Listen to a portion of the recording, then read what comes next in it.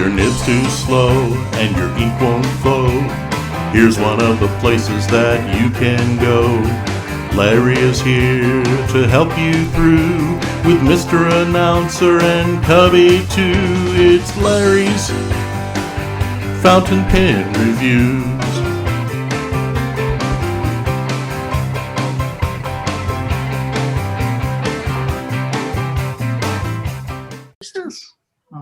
Wow. But overall, the store, it's a beautiful space. I mean, it wasn't our first choice for me to move down there, but we'd kind of made it a second home anyway.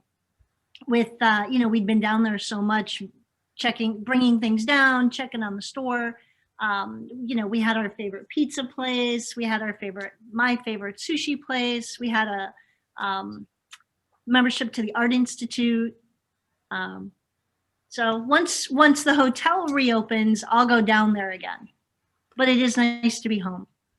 Yeah, but congratulations on that, because as a small business to actually open up a second location it's such a small market, right? Such a small market, fountain pens. Yes. Yeah.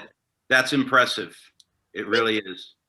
Such a beautiful old hotel, though. I've stayed there, and it's just marvelous. It is. Yeah. It is. The lobby is gorgeous. I mean, it's a historic building. The Tiffany doors the peacock doors are just so pretty. Even the bathrooms are pretty. Okay. Well, yes, I need to go there and check out the restroom. That's cool. Wow. Okay.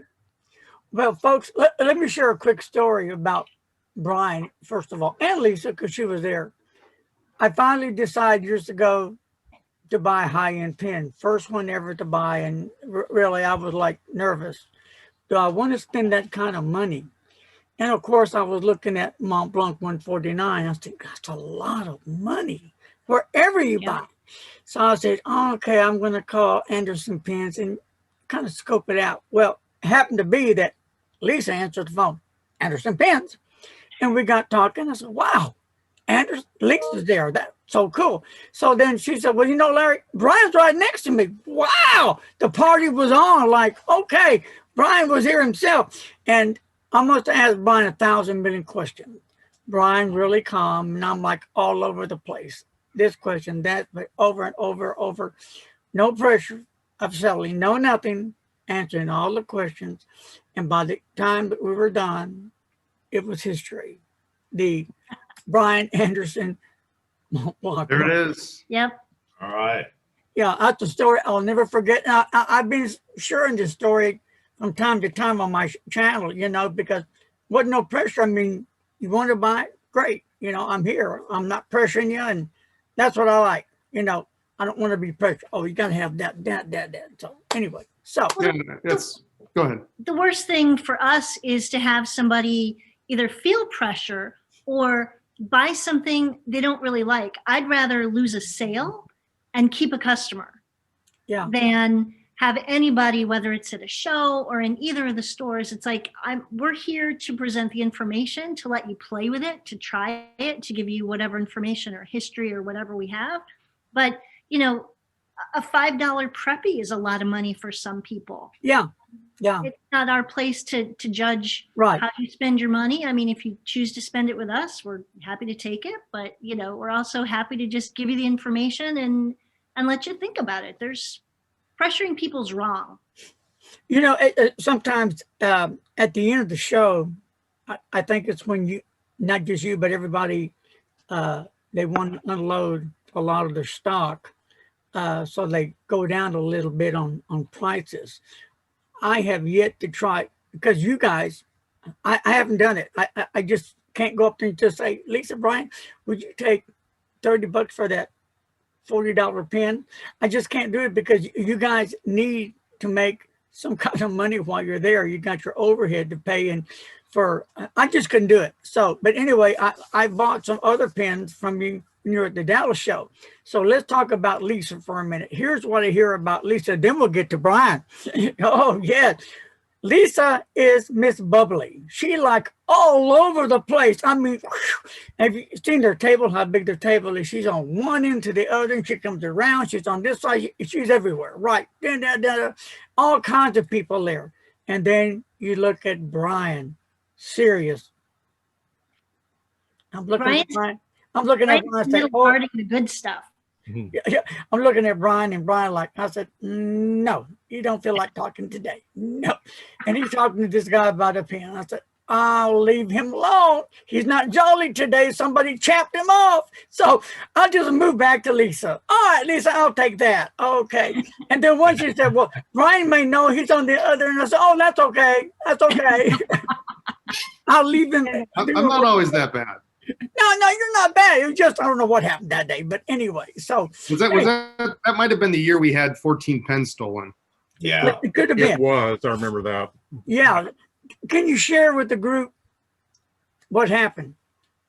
We had gotten in early that particular year, and there were only a few people that knew about the early setup. And so we got in, and of course it takes a lot of work to get 5 tables set up. So we like to do as much as possible the night before, and we got everything set up. We had these what are they, about 96 pen cases or not 48 pen cases that open up, and we got everything opened up and ready to go for the next morning. We put the tarps over, Yes. coverings over, and then we got in the next morning, and Lisa's uncovering stuff, and she says, oh, Brian, did you take a couple pens out of here? And somebody had gone in and methodically picked the 14 best pens out of that case. Yeah. You know, there were sets. There were fountain pen and ballpoint sets. They picked the fountain pen, skipped the ballpoint, went over to the next one. They took 2 matching serial number Aurora 88s, limited editions. Left something cheap. They absolutely cherry picked. Wow.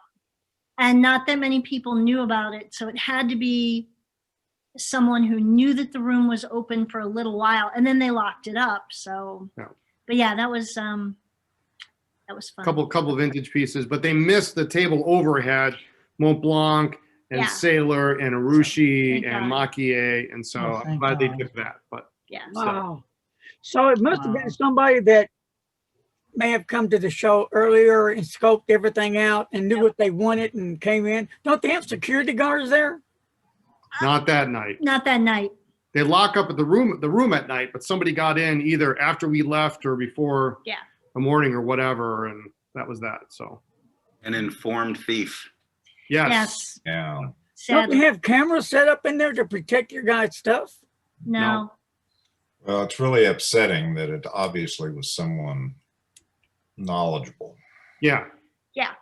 So Yeah, because in other words, you just take all of them, or you take the Yeah. first 10 or the Right. first 20 or whatever. But but it no, was, they knew which ones were worth money. but it also was a table. The case was at the end of a table, and then most shows we have a gap in between a couple tables so we can get in and out. Right. And Right. so it was at a gap. Whereas the Mont Blanc was over like in the middle of a table that would have been more obvious to flip everything back. So this way you just kind of peel back the cover, grab a couple and put it back. But, lesson learned. And normally we bring a lot of that stuff back to the store with us. And we just thought, it's Dallas. Nothing ever happens in Dallas. And the guys are great. It's really, really well run. And the whole Pen Club and everybody there, that's one of our favorite shows. Yeah. And, you just don't expect that No. down there. And at least the last time I had a pen stolen in Dallas, it was a Parker 51. She laughs. They at least gave me something in return. They took it was a Burgundy 51, and they left a black inked 51 in its place. So at least I got something for my trouble. Oh my God, he was so mad. He finally put it up on like eBay or on one of the fountain pen boards a couple years later with that story. Like, somebody Yeah. please buy this because it pisses me off every time I look at it. I didn't hear ya. bother to clean it. I would be chapped. Yeah. Totally Well, chapped. Yeah. The thing was, is I had finished restoring it just like a couple nights earlier, and I said, you know what, it's a nice pen. I kind of want to keep it. So, when you do that, you put the price on the pen. So it's at such a point that, well, if at least you have to sell it, you're going to get something for your trouble. And, it went anyway. So, I think Brian was hoping that nobody would buy it so he could keep it. Yep. No. And that's why he was mad. You know, when I go to the Devil's Pen Show, I think I take a credit card. I used to take cash, but I said, no, I'm not going to do that. I'm just going to take a credit card, and I'm not going to buy nothing. And, so, for real, I was, you know, I already scoped your table out and I already saw stuff all over. I'm not doing it. Nope, I don't need any of that. I kept walking, looking. So I said, I'm going to go by there again. And then Brian was on one end, you're on the other. I said, oh, it's still there. Look at that one and look at that one. So I don't need it. No. I decided, well, don't you review pens? Yeah. Don't you review inks? Kinda. Paper? Yeah. Well, go back and look. And you're over there selling this, that, and Brian over there, Mr. Serious, you know, probably had a big deal going on, probably a $10,000 pen or something. But anyway, so I went over there and said, Lisa, I want that one. Okay. And then, of course, you went over the pen and showed me the nib and blah, blah, blah. And that one. Okay. And let me have that and that and that. And it came out to be a bag full of stuff. You know, that's my secret. I just stay quiet, and then everybody goes to Lisa, and then yeah. Well, Brian, if they go to you, you know, so much for sales. So there, yeah. Hi, Brian. What do you want? Nothing. He's not that unfriendly. Nothing. Is Lisa around? Yeah. Oh, thank you, Brian. Well, don't forget, Brian, he also thought you were telling the truth about that thief in the shop joke. Oh, why did you tell us that? Oh, man. Oh. Okay. So while we're at it, all right, it's joke time. All right, everybody ready? We're going to do a Brian exclusive right here. I'll be ready. Oh, and Lisa can't stand it, but anyway, she'll bear it. And poor thing, she has to tolerate this when they do their podcast. Okay, here we go. Live. Bam! Take it, Brian. So, you know, I saw my doctor a couple of years ago, and he told me I was losing my hearing. What? That's the last I heard from him. Just to help you out, when that comes out on your videos, I'll watch your joke 100 times just so you have a spike in the view so that it'll really bother Lisa. You'll be like, no, that's the part everybody watches. Right. But, you know, Wow.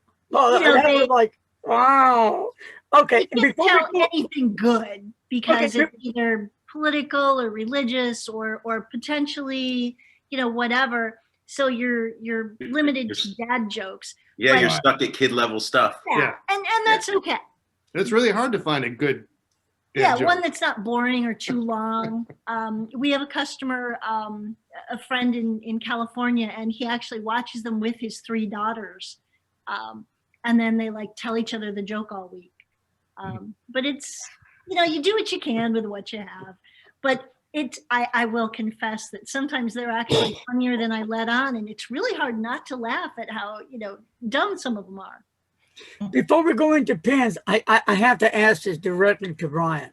Brian's the man. Brian is the vet man. Brian has the vet that I think.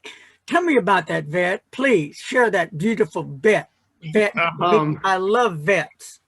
It's a 1999 navy blue metallic coupe. One of about 300 and maybe 29, I think, in that particular color combination. Really cool color. It's got tan interior. It's pretty much basically all stock except for a couple of small modifications. But I finally got collector's plates on it this year, which is great. So, which happen to be in Wisconsin, they happen to be blue. So that works out. But we've had it for, gosh, what are we, 5 years now? 5, 6 years? It was right before Brian quit his day job and came to work for us full time. So, yeah, it's a great car. I love it. We go on little trips with it, but the C5s are just great cars. So how many horses you got under the hood? It's about it's deceptively low, but I want to say it's about 350. But you know, they're lightweight cars. I mean, you know, now they're coming out with the new Corvettes are pushing 700, 800 horsepower right off the line. Yeah. You know, this thing gets up and go. You know, the speed limit's still only 70 miles an hour here, but 0 to 70 is the fun part. So Yeah. Can you see Lisa behind the wheel kicking it? never driven it. I've never driven it. She won't I'm drive just it. saying, it'd be like a screaming demon. You know, it's a stick, and I can drive a stick. I think every child, you know, every teen, every woman should know how to drive a stick. I just don't. It's too low. It's too wide. It's just so not me. I mean, I like a fast car. Don't get me wrong, but it's too low. The hood is just way too long and slopes down. Like parking it somewhere, I would hit the car in front Yeah, of me because I couldn't. you're deceptively really far back. Yeah. There's so much in the front. You're really deceptively very far back in the back of the car. So there is that. And you know, getting in and out, I feel really old because it's so low. Like getting out, I'm like trying to crawl out of this thing. Old. Oh my God. Old. I That's had a a bad word. 74 Crown Vic. I did the same thing. I had to practically crawl off the floor just to get out of the car. Oh yeah.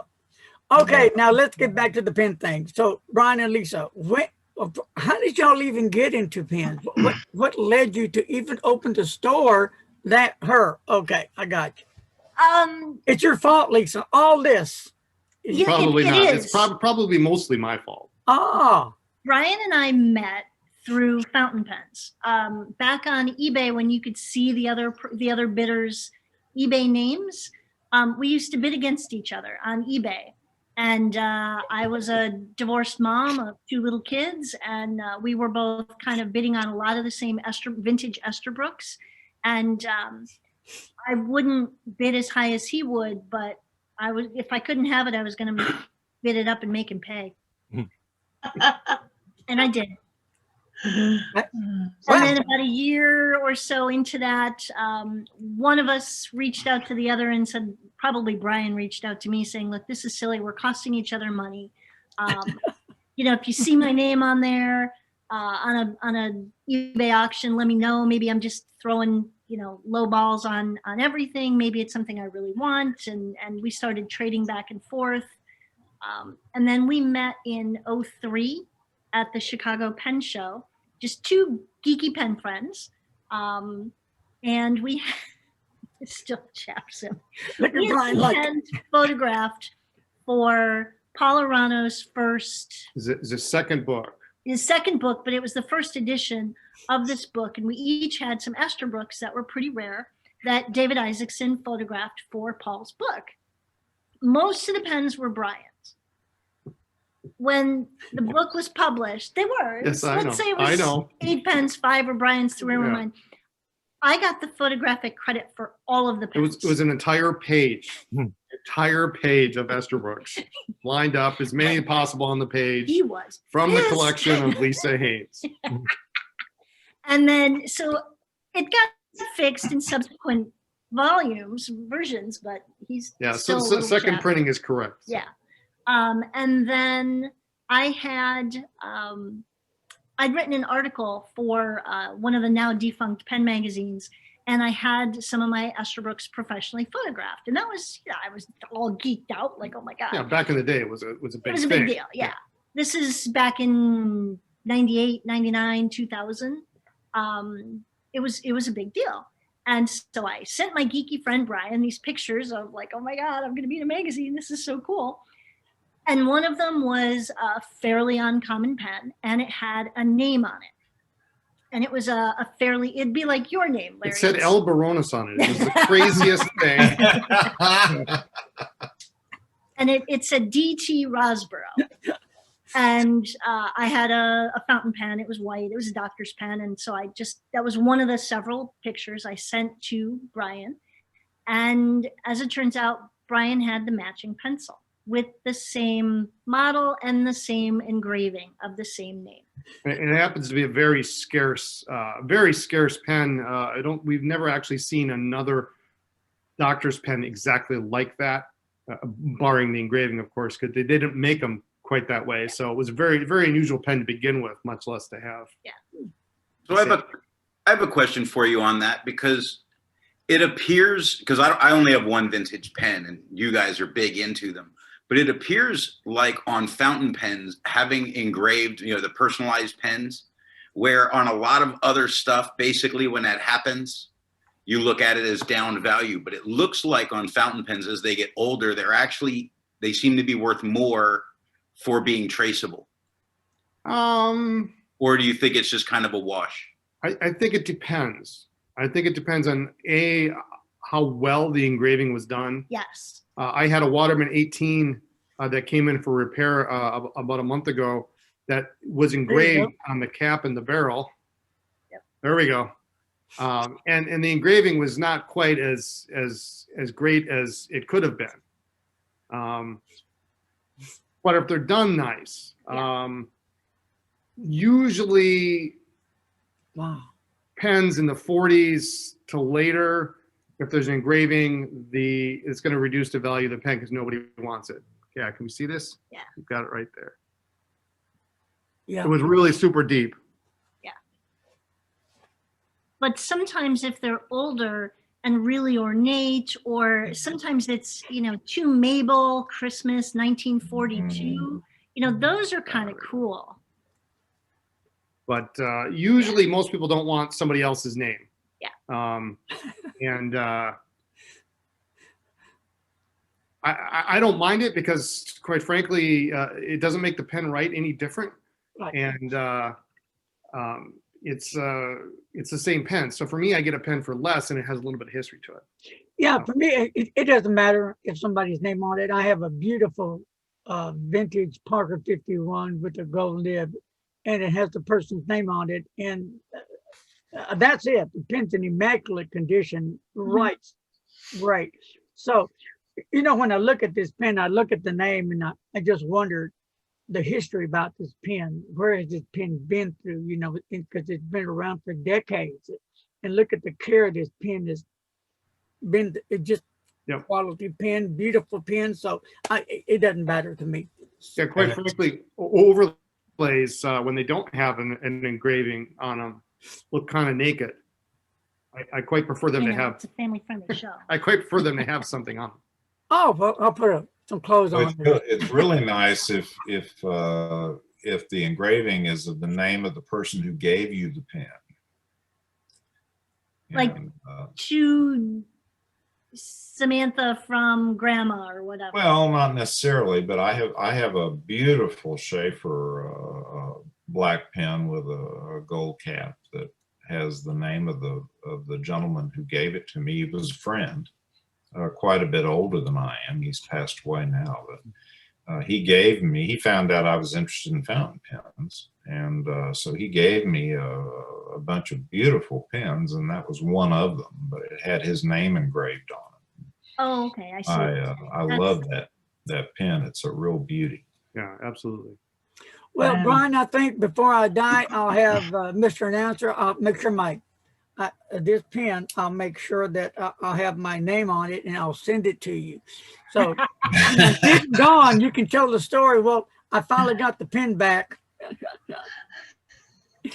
So, okay, so let's move on. So tell me the good things about a pen show and the bad things about a pen show when you go to them. I mean, like all the fun things about it and all the what it takes to even get to a pen show, because you don't do a lot of packing. Well, good thing about shows is people. Absolutely. That's the best part of it, and I've said that for a long, long time.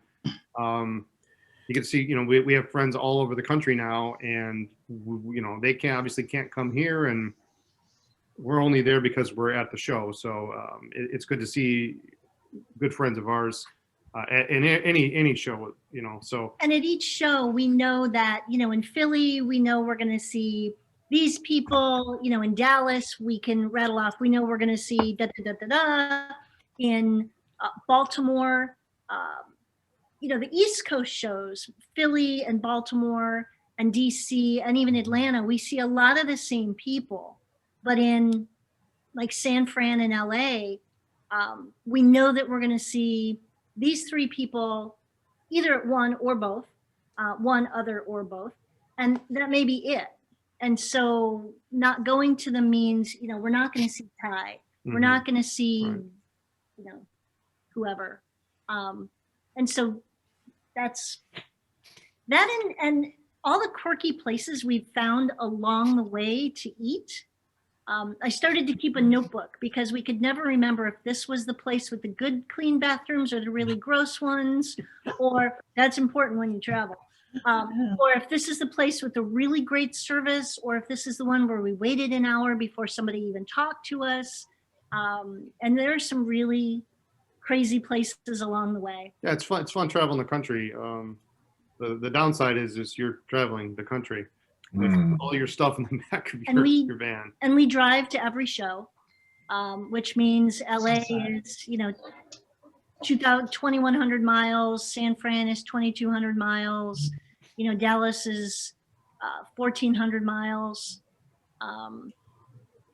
So it's a, and in the beginning, we, when Brian was still working full-time for another company, we would leave as late as possible and literally just nap in the car at a rest stop and then keep going. Yeah, she'd pick me up from work on the way out of town because I worked on the south of here, and then she'd pick me up and we just we'd drive leave straight through and take turns, and Lord. neither of us could drive anymore. We just pull over at a rest stop and sleep. That's not great. I don't miss that. It's cold, it's hot, it's scary. You know, there are some great rest stops along the way. There's some really creepy ones.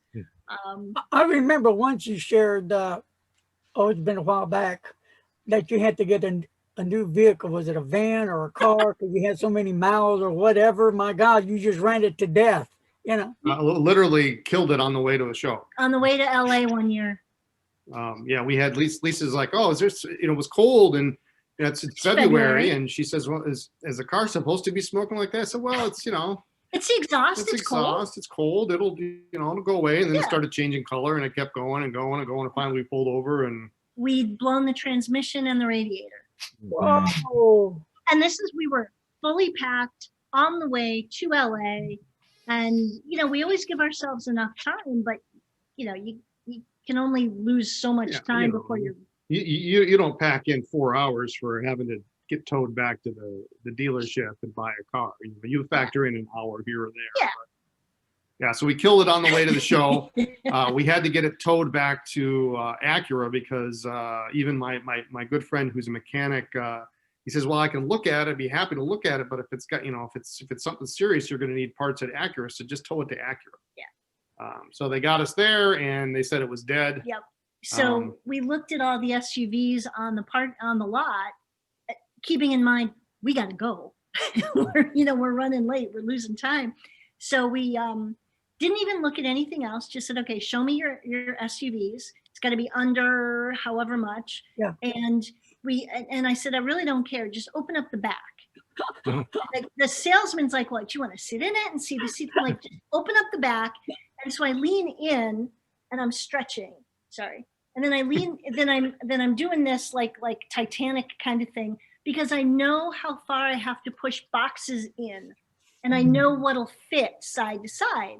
And because back then I was doing most of the packing. And the guy's just looking at me like I'm crazy. And it's like, okay, this one will work. Yeah, it wasn't very long, but yeah. I was inside filling out the paperwork. And apparently, in Wisconsin is apparently one of the states where you can't buy a car with a credit card. Because we were like, just put it on the Just card. put it on the I gotta card. go. Yeah. Wow. They won't do it. Wow. Huh. Yeah. So that was, so we had to learn this new car through the mountains, and it was a really smooth ride. You don't realize you're going like 90 until you look down and go, oh, alignment's good. It's got shocks are good, whatever. But and as it turned out, when we got to LA, it was the hottest February they had in years. We quickly discovered our air conditioning didn't work. So, oh yeah, that was ugly. Yeah. Wow. It was Brand too new car. cold in February in Wisconsin for them to check it. And we got to LA and they're like, okay, we're supposed to meet Latoya yeah, for we're going dinner. on Toya. So And like Mom, I need air conditioning. Okay, so let's move into some inks. First of all, I want to ask you a question. I don't know, maybe Adam might have some for you since he's the ink guy. I've heard now, I was hearing that, is it Blackstone maybe discontinued? Yes. Has anybody heard about that yet? We've reached out to them several times. There's all their social media accounts are closed. I did see a post from someone actually in Australia and said that, they haven't heard anything either. So I believe that they've just closed up and are no longer. Wow. Because we've been trying to. Now, Norm's from Australia. Yeah, Norm. Yeah, I'm in Melbourne, Australia, and I've tried to get Blackstone inks, and everything's out of stock and not available here. I did see a post on something on YouTube, it may have been from overseas, I don't know where, saying that they've closed up, but I can't get any of their products. There's a couple of things I'd love to get, Yeah, but doesn't seem to be available anywhere from what I can see. Well, they Intrigue. they had been difficult to get in touch with for a long time before then, long before COVID. And so we were really low on product even before COVID. And then finally we saw, and same thing with Standard Bindery, also in Australia. They're closed as well. Their store is gone. Their social media accounts are closed. So, again, another little mom and pop. I thought Standard Bindery was still around with some of their notebooks and some of that stuff that's coming out that I thought I could be really wrong here, but I thought that they just hugely scaled back what they were doing with everything going on. I thought they still existed, just very, very small right now. They may. I hope. When I looked for Michael Baker's information or Standard Bindery, couldn't find anything on social media. And I read a post somewhere that someone had actually driven past their physical store and it was empty. So if they're doing anything online, I haven't heard. But it's a shame. They were both nice companies to deal with. Wow. Okay. Blackstone Daintree Green was one of my favorite greens. Yeah. So Private Reserve now, what's the latest on that one? Well, Darla passed away, and very shortly after, like almost inappropriately so, in my personal opinion, maybe. a few days later, maybe a week or two, Yafa sent out an email saying that it had been requested that they rejuvenate it. And we deal with Yafa and Kenny's great and Ross is great. It just seemed like she's not cold yet. But they supposedly are patenting and trademarking and doing whatever. They say that they will be bringing back some, but not all the colors. it's a pretty good list, actually. Yeah, yeah. Looks like not the fast dry, at least right now, and probably about 2/3 of them. Yeah. So they will be back, a little bit different bottle, a little bit more. I think they're going to be about $15. Yep. But they'll be coming back. I think they were talking December. Oh, okay. So by any chance, do y'all have any Blackstone inks at all? We got a couple of, we've got a few of the lights, Couple of the lights, Black Stump, With the what? Black Stump, Golden Golden Waddle, Wattle, and Brown Baronia. That's it.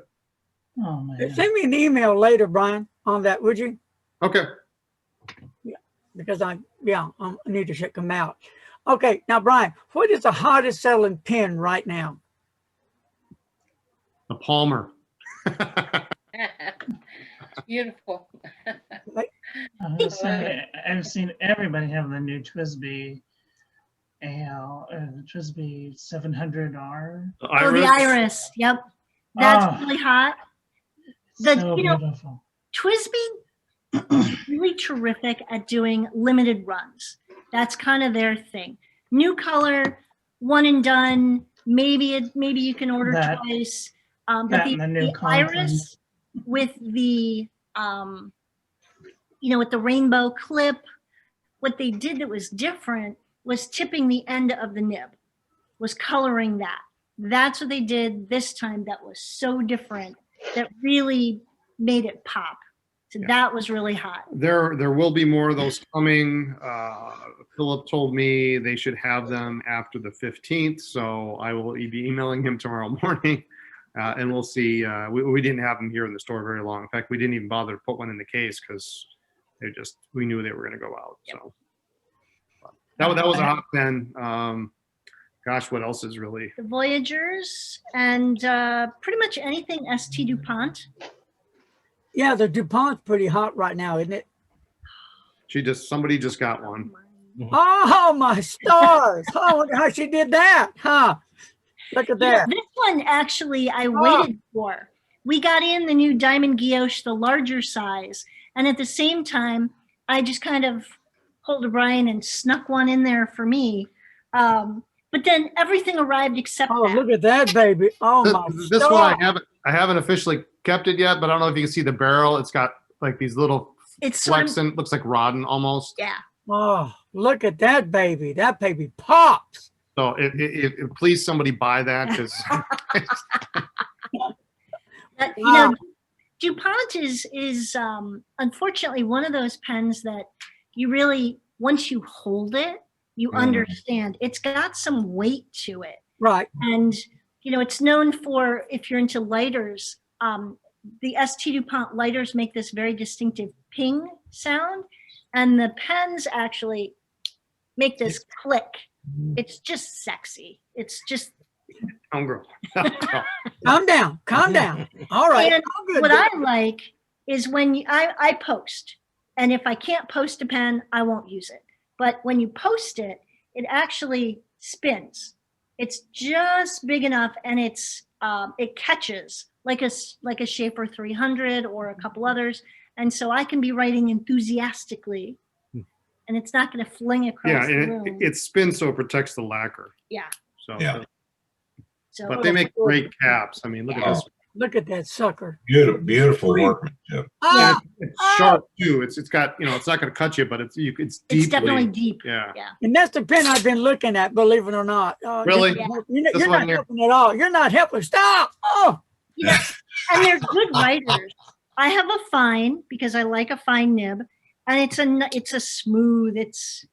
We were excited when Coles of London landed this account and got DuPont, because we'd tried to carry DuPont before and could barely even find who repped it. Right. And so to finally have a good company, and Coles of London's actually working really closely with DuPont. They actually are coming out with, their US exclusive colors. And it's just really nice to have somebody who knows what they're doing with such a, what's the word I'm looking for? I mean, people know the brand, but they just don't know that much about it. So it's kind of. They're so beautifully made. If they would just come out with their blue-black ink in a bottle, then that would be a good thing. Yeah, the DuPont ink is a little pricey. You pay for the bottle. Yeah. Oh, okay, how's the ink? Adam, have you ever tried that ink yet? Testing that ink? Which one? ST DuPont? DuPont blue-black. I haven't gotten around to it yet. Well, I have it in cartridges, but you can't get it in a bottle. Oh, really? I've had DuPont pens, oh gosh, back since the old days. Doc, you got all the pens. What do you mean? But I have one of these beautiful pens. It's called the what is the name of the model? Anyway, it's a blue ocean lacquer. Is it the Fidelio or the Orfeo? No, it's before then. It's what am I trying to think of? F. Scott Fitzgerald. Something having to do with that. But anyway, it's a beautiful pen, very thin pen. But it takes the old style cartridges, and you can still get that ink in the old style DuPont cartridges. And then I also have a Chairman. Okay. Which is absolutely horrible pen to write with, because the section curves out at the very end and makes a very sharp edge right where I would hold it, and so it's very uncomfortable to write with. But boy, is that thing beautiful to look at. You can just sit there and look at. You can look into it all day. It has so much depth to the lacquer. Yep. So back to this ink, this DuPont ink, black blue ink. Is it a nice color ink, or is it a Yes. is it pop, or is it dead, or what? Boring? Is it No, like diamond blue black, or what? I Well, haven't seen it. it's more like a, Here, it's help more me, like a, somebody. yeah, more like a dark blue than a typical traditional blue black, which to my mind is usually a little green, but it would just be nice to be able to get it in a bottle. So you guys don't have it in a bottle yet, right? No. No, No. nobody does. It's not available in a bottle. Well, but Coles of London is working on, right now they only have, I think, 3 colors. We don't even Yes. stock it because it's so pricey. Right. But they are working, I'm nagging them to do some other colors. I also want them to bring back Visconti purple. So I regularly nag Michael Hujara about certain inks I want. Sometimes it works. I was talking to somebody from Visconti. Who was it? Marilyn, remember when we had Visconti on here, the rep? John? We're talking about John. You talked to John Lane. yeah, about Visconti needs to put out some more inks because they don't have any that I see that I even like, but they had 3 inks out. They've got A blue, a green, a red, and a blue or black. Black, blue, red, green, sepia. Yeah. Their blue ink's good, but the Yeah. the bottle, blue is gorgeous. the People can bottle slow is down good. on some inks. I'm so backlogged right now. There's so many coming out. Oh yeah. Yes. So now you're going to have to work triple time, Adam, to get on. No, I keep telling myself I'm gonna have to quit buying inks, but I keep telling myself I'm not buying any more inks. Nope. Okay. then I get on the Anderson website, and It's all over. Yeah, the only reason when I look for something on your site, the only reason I don't buy it is if you're out of it. Yeah. Brian, when you're out, I mean, you've lost a lot of sales from me. Oh, look, it's on Brian's site. Out of stock. Leave your name, blah, blah, blah. Then there's something else. Oh, I'm going to get this. Out of stock. What the heck? Come on now. It's a combination of Is it Chris or Dave? Dave? Is it Dave? Dave. When I call over the store, this is God's truth. Anderson Fence, you think you're talking to Brian. Is this Brian or Dave? He laughed. No, this is Dave, Larry. Oh, okay. Yeah. So I said, do you have so-and-so? He said, no, we're out of stock. Do you have that? No, we're out of stock. Do you have that? No. Oh, can you tell Brian that he doesn't have anything I want? Okay. Now that's going to do me good. Well, we've been very grateful that things have gone well during COVID, but if it was recently, a lot of companies are finally getting back up to speed, but for a long time, things were not coming into the country. Warehouses were, Coles of London stayed open. Pilot was closed for a little bit, I believe. But, even Execlair was shut down and then working just part-time, and getting product has been challenging. Yeah. Play was down to a little while. Which one? Goulet. Yeah. Yeah, they were closed for quite a while. We actually never closed. We closed the store temporarily and would do like curbside pickup. And then Dave and Brian would come in and ship and receive in packages from whoever was still shipping. But several of the manufacturers just shut down for a while. Mhm. And so it's, Especially in Italy. yeah. Yeah. And then getting things from overseas was challenging.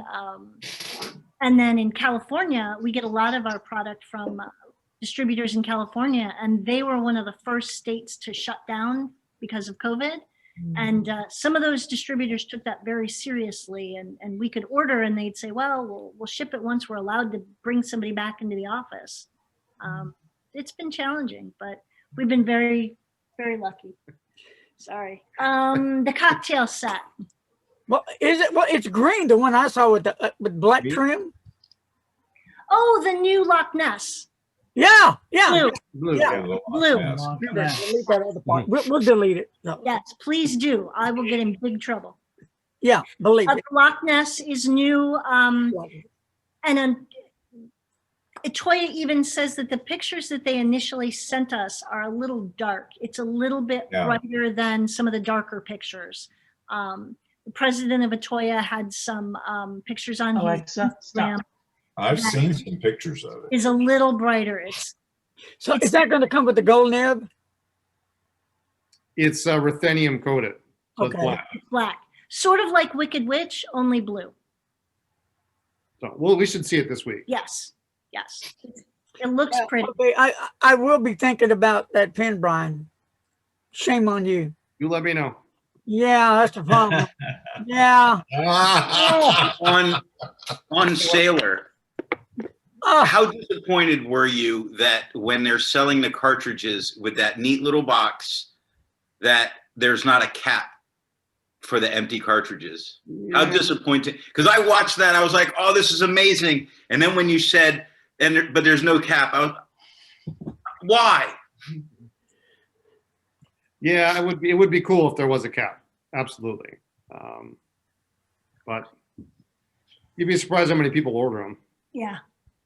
I wouldn't, but that's only, but then again, I go to a bunch of cartridges and I flush them out and figure as long as I have, 5, 6, 10 empty cartridges that can fit just about any pen, I'm good.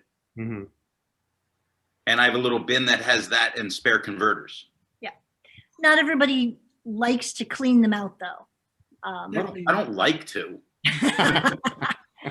See, I find it very soothing, but that's me. I clean my pens like once a week because they get stacked up.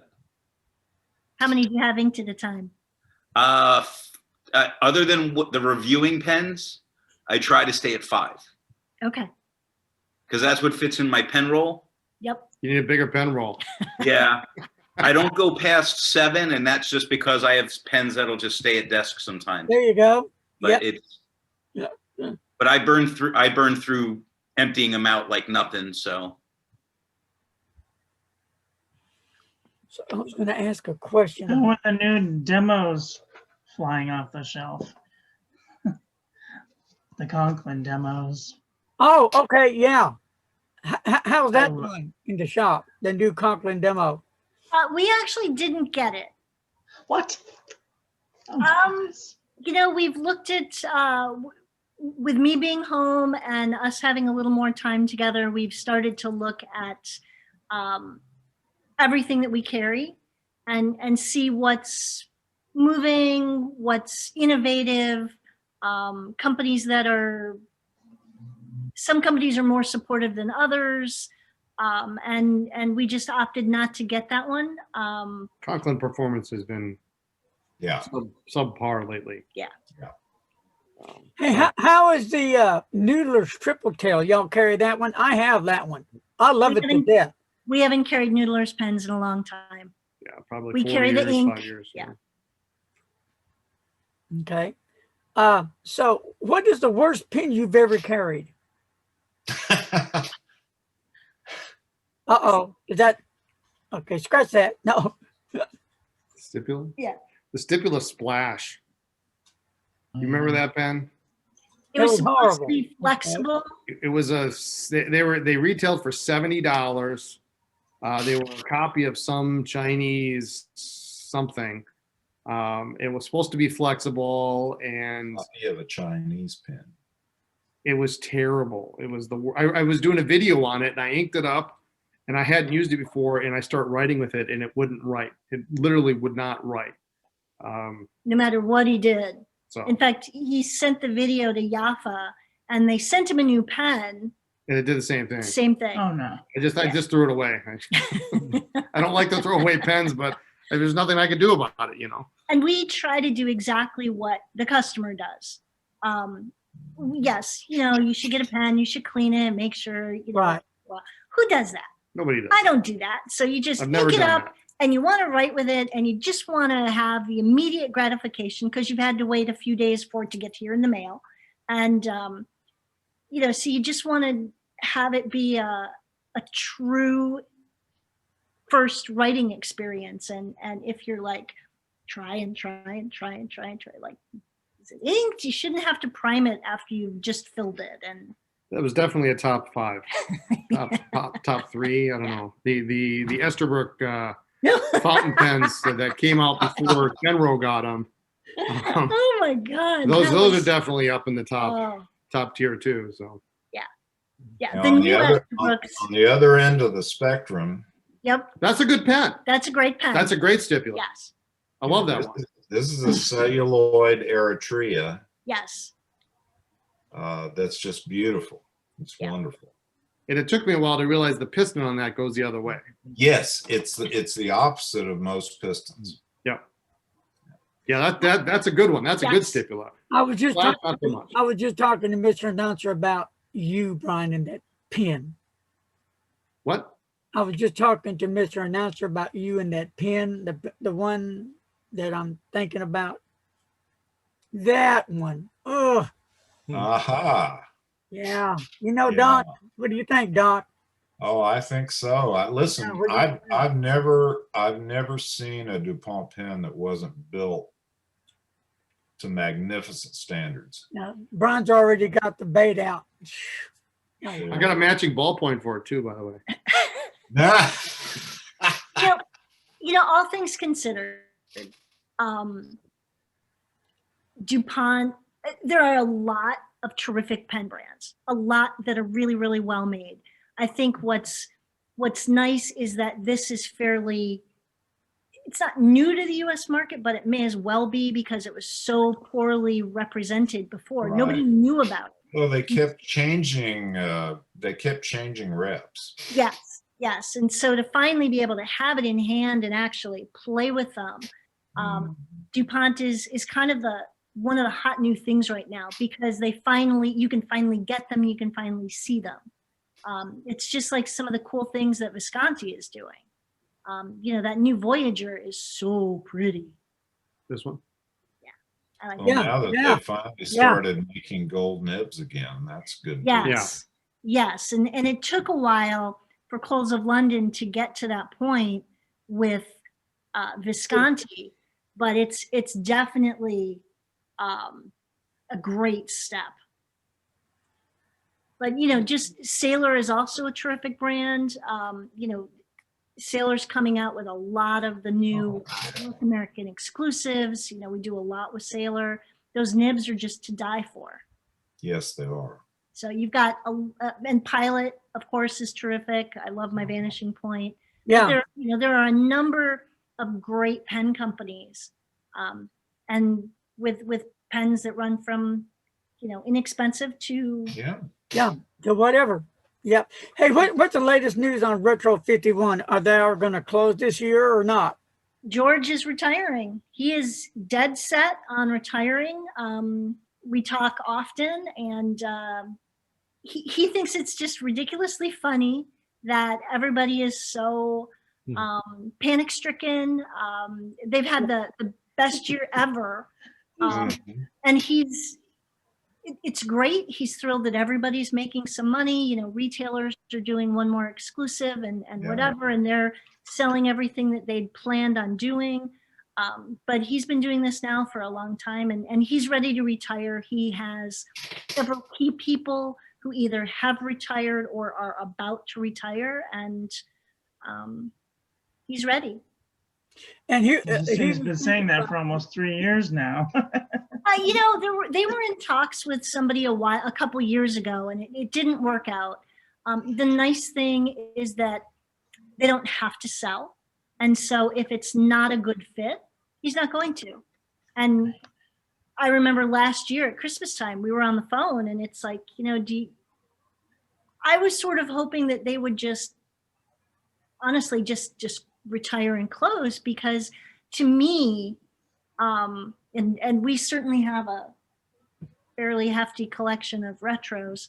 The worst thing for any decent company is to sell to somebody and have them just run it into the ground and have the reputation that they spent 30 years building Right. become, oh yeah, they used to be good. Yeah. You know, you put your heart and soul into something and then somebody else tarnishes it, and that would just be sad to me.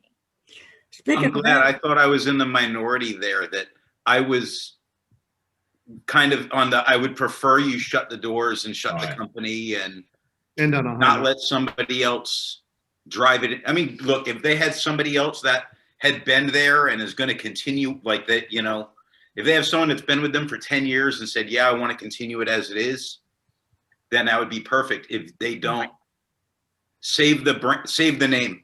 Yeah, they've turned down a number of offers already, so. I keep on, you know, if anybody wants to chip in, I'm up to $500 I've offered, but George won't. But yeah, I mean, it would be great for it to continue, but if most of the key players are ready to move on to their next phase of life, you know, end on a high note, end on a, you know, you know, don't you remember retro, and Yeah. have it be positive. But if they're having their best year ever, basically, Yes. you know, horrible year for everybody else, but what a great way to shut the doors. Yeah, and a lot of it is their art department. Richard is just phenomenal. He's so creative. Like when we did our Chicago, we didn't even know that they had thrown in there that it was glow in the dark. I mean, we'd had this pen for months and and we each had one. We had them in both stores. We were in Chicago and our sales rep at the time said, "What do you think of the glow in the dark windows?" We're like, "What? What are you Well, talking?" y'all should turn the lights out once in a while. As long as you're in there, I'm not turning the lights out. And if we turn the lights out, we're on our way out the door. But yeah, we never even noticed. okay, here's one for you. I've already seen a review out there in the Netherlands. Maybe you've seen it, Norm, on the new Parker 51 coming out. The reviewer did not like it at all. I thought it looked pretty cool, but you know, I don't know much about it. What's take on that? Well, I'll be honest. My first impression is number one, I think it's going to sell regardless of what it looks like. Anybody who has a 51 is going to want to buy one, or at least half of them. They're making a huge mistake by not making it a friction fit cap. A screw cap on that pen is just quite frankly stupid. There, what? Friction fit cap. Repeat that horrible nightmare again. Well, you remember what happened the last time they made I still have barrels. Ah, okay. Yeah. well, I still have the pen, but it writes like crap. Yeah. Well, and because so many people, from what I understand, people were complaining before it even came out, so they've actually delayed the release, as I understand it. Yeah. So you're basically telling me that it's just going to be another Jinhao 992 with a hooded fine nib. Yeah. And it's going to come. What I've seen and heard is that it's going to steel nib and a gold nib as well. Yeah, there'll be a gold nib option. I mean, the price isn't terrible. It's not Isn't bad. terrible. Yeah. The colors aren't bad, but everybody who knows a 51 is going to try to pull the cap off, and it's not going to come off. It's terrible. That's a dumb decision. So have you guys decided, are y'all going to carry it?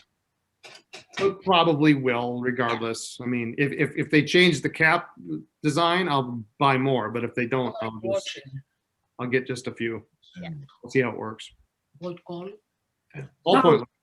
You think you'll get one? For my collection, no. Yes. Oh, really? Maybe.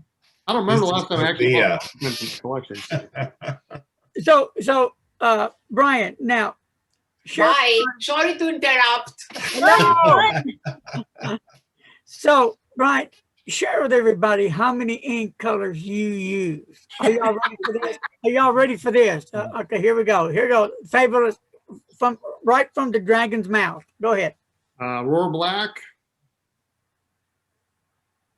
Visconti Blue, Sailor Blue, Yamadori, Okuyama. Can't pronounce them. That's kind of it right now. That's it.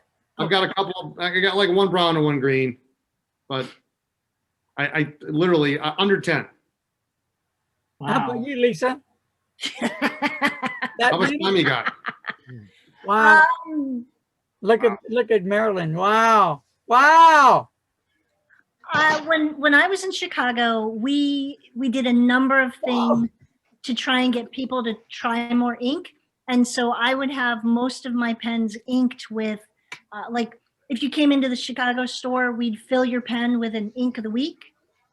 So I got to try a lot more, but really the only colors I won't use are yellow and hot pink, and like really obnoxious bright greens. But I love right now my thing is Visconti purple, which they don't make anymore. So I'm constantly nagging them to bring it back. Couple Kobe inks. I got a sample of Lamy Dark Lilac, and like, let me tell you, they need to make a shipment of that because that's some stuff right there. Yeah, Lami's interesting. They really, like TWSBI, have done a great job of having a color of the Minimalistic year, line. and then you have to get it before it goes, or you're going to really pay for it down the road. And most of the time, it's a great color. They've had a couple little trips where they Charged green, not great. You're not great. What are you Bronze. talking about, I like Charlie? the emerald green. Wasn't great. It's really That was an awesome. amazing ink. You write all of your most important things with that ink. Oh my goodness. At least it actually glows under black light, so you've got that going. Which is cool. It does. Yeah, it's not that it's supposed to. It's They came out with their all black and Completely lost an opportunity. completely blew zillions of dollars, because what color ink do you go? I mean, how many people bought dark lilac, and how many people bought petrol, and all those other great colors, and then the all black was black. You want to know what? I'm limited and exclusive out on stuff. I would be much happier, and I'll pick on Lamy just because they were right there. I'd be much happier if they turned around and said, yeah, we're not going to make the all-star in this color anymore. We've now picked up this new color. And every year, rotate a color out, bring a color. And it doesn't mean the blue can't come back years from now kind of thing, but it's out just for a year.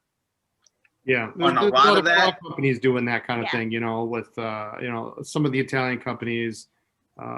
Every pen is a limited edition, and Yeah. there's nothing in a regular lineup that you can buy. Yeah. So I got a question for you guys. Talking about the ink. I've got That's- some emails from some viewers to ask, and I guess I'll ask you because I don't know what they're talking about. Something about how did they put it? You can now buy pens on payment plan or something. Oh, some websites you can add. PayPal will do that Yeah. now too. Well, Goulet has it. They said that you can buy a pen and you pay so much a month or whatever. Yeah. It's a company called Klarna. And so it's kind of it's an add-on to the website, where instead of choosing PayPal, I guess you can choose to sign up for some other company's payment plan.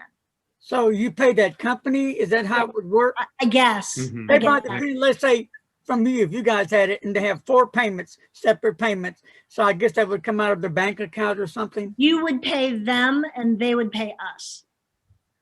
But you would pay payments to them. They would give us all the money in advance. You get your money up front, then you pay them. So, do It's they just like take your credit, or financing. how does that work? Financing company.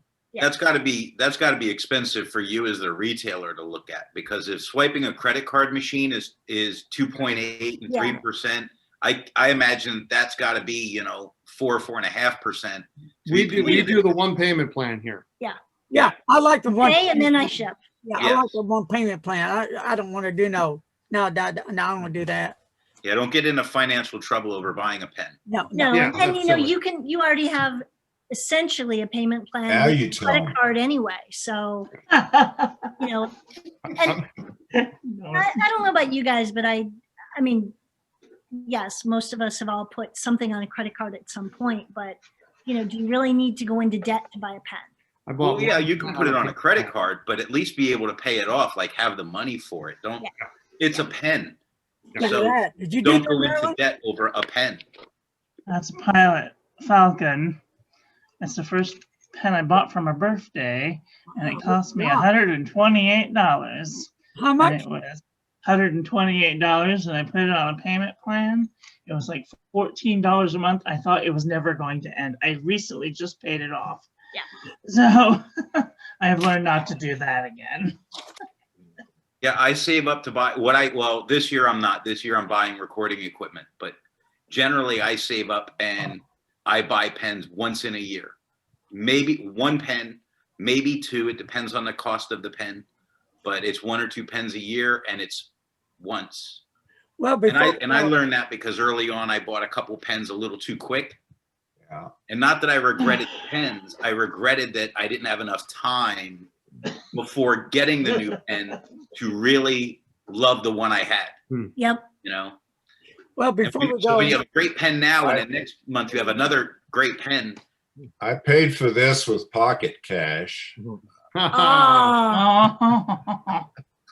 I bet. I've got the turquoise version of that, the teal version of that one. Wow.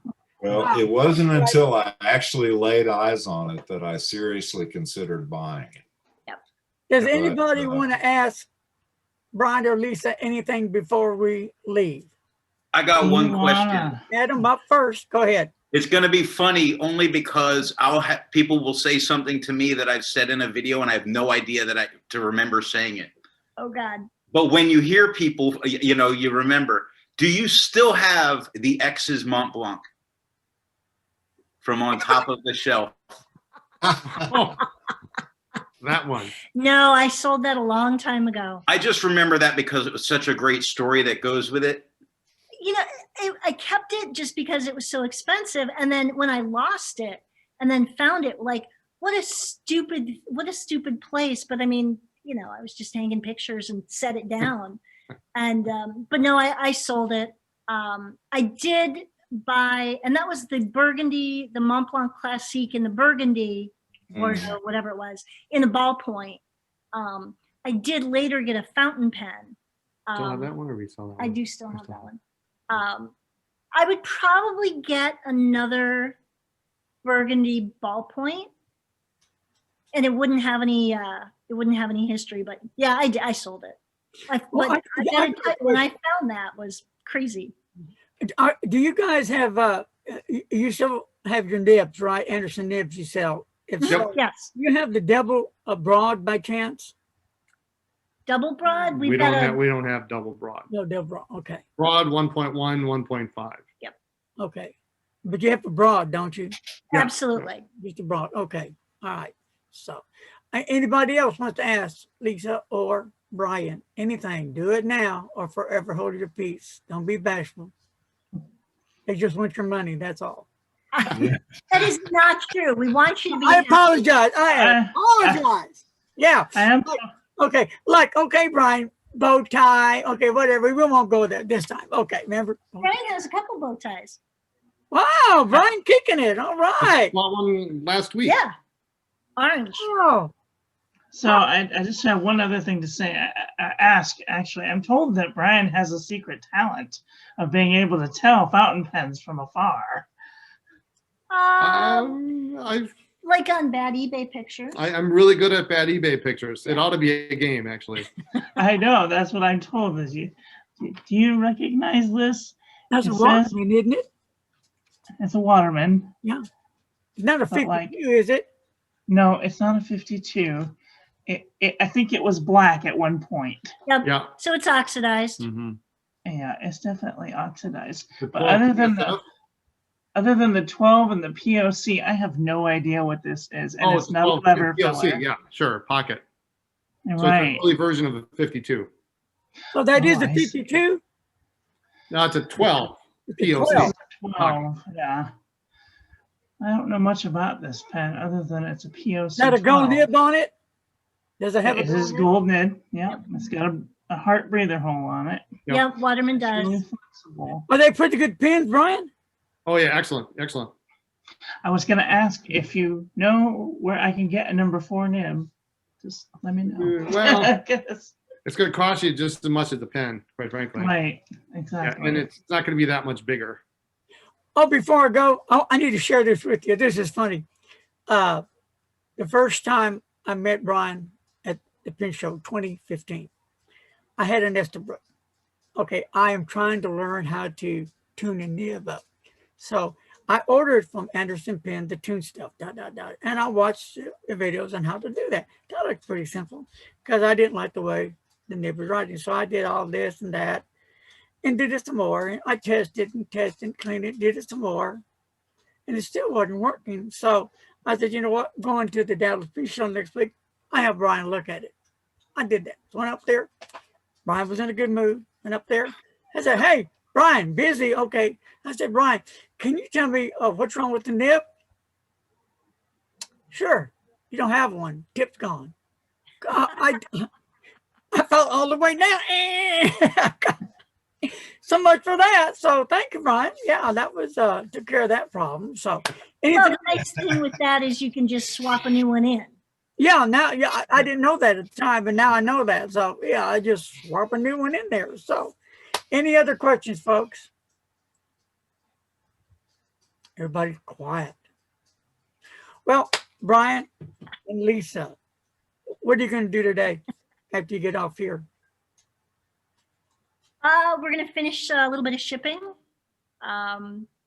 We ship whenever the store's open, and then usually Brian's the only one who comes in on Sunday night to get caught up before Monday.